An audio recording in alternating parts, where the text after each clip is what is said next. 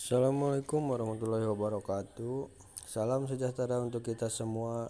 Syukur kita atas nikmat, kesempatan yang telah Tuhan berikan kepada kita. Pada kesempatan ini saya akan menyampaikan materi presentasi yang berjudul analisis struktur modal. Pengertian modal dan struktur modal.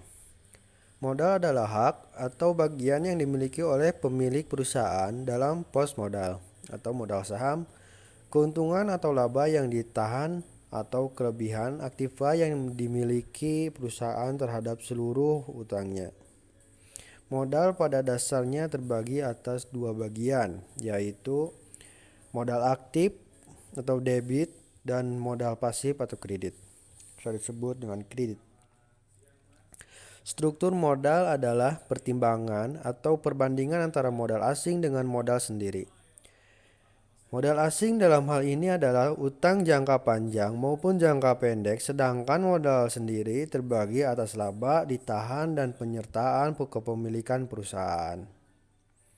Tujuan struktur modal. Tujuannya itu manajemen struktur modal adalah memadukan sumber-sumber dana permanen yang digunakan perusahaan untuk operasionalnya yang akan memaksimalkan nilai perusahaan itu sendiri. Pencairan struktur modal yang optimal merupakan pekerjaan yang sangat sulit karena adanya konflik yang mengarah kepada biaya agensi. Konflik lama terjadi antara pemegang saham dan pemegang obligasi dalam penetapan struktur modal optimal suatu perusahaan. Maka untuk resiko mengurangi kemungkinan manajemen menanggung resiko berlebihan atas nama pemegang saham perlu memasukkan beberapa batas protektif. Faktor yang mempengaruhi struktur modal. Ada 4 faktor utama yang mempengaruhi keputusan struktur modal. Yang pertama, resiko bisnis. Yang kedua, posisi perpajakan. Yang ketiga, fleksibilitas keuangan. Yang keempat, konservatisme atau agresifan. Struktur aktiva.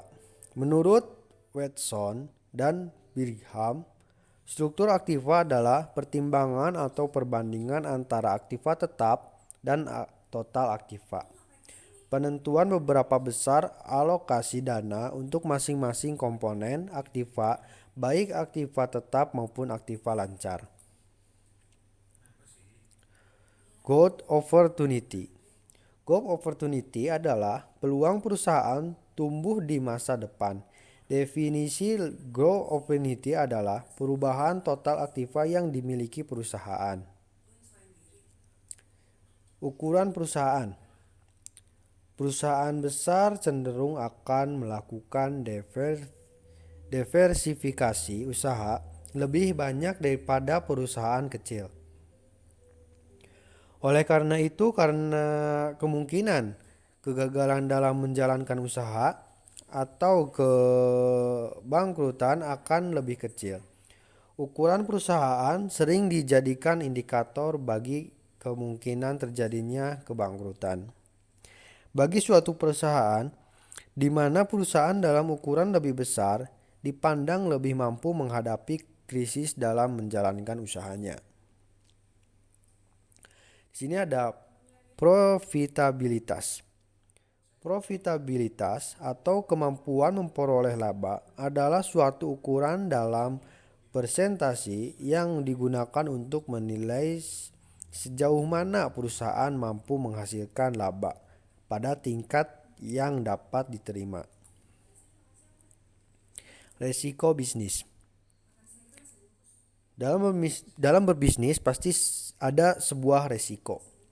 Resiko bisnis akan mempersulit suatu perusahaan dalam menjalankan pendanaan eksternal sehingga secara teori akan berpengaruh negatif terhadap leveraging perusahaan. Teori struktur modal. Yang pertama itu ada pendekatan laba bersih atau net income approach. Yang kedua, pendekatan laba operasi atau net operating income approach. Yang ketiga, pendekatan traditional approach. Yang keempat, model Modiglian-Miller tanpa pajak. Yang kelima, model Modiglian-Miller dengan pajak. Yang keenam, ada model Miller. Yang ketujuh, financial distress and agriculture. Yang kedelapan, model Trade-off. Yang kesembilan, teori informasi tidak simetris. Yang kesepuluh, teori asimetri informasi dan signaling. Pengukuran struktur modal. Dalam mengukur struktur modal yang dimiliki oleh perusahaan dapat menggunakan rasio leverage. Rasio leverage menurut adalah rasio ini menunjukkan kemampuan perusahaan dalam memenuhi segala kewajiban finansialnya. Seandainya perusahaan pada saat itu dilikuidasi. Rasio Lagrange yang dapat digunakan adalah yang pertama itu rasio utang atau debit ratio, debit to total asset ratio. Yang kedua, rasio utang terhadap ekualitas atau DER, debit to equity ratio. Yang ketiga, rasio utang terhadap beban bunga atau TEA, Times Interest Earned. Yang keempat, rasio penutup beban tetap, fixed cost.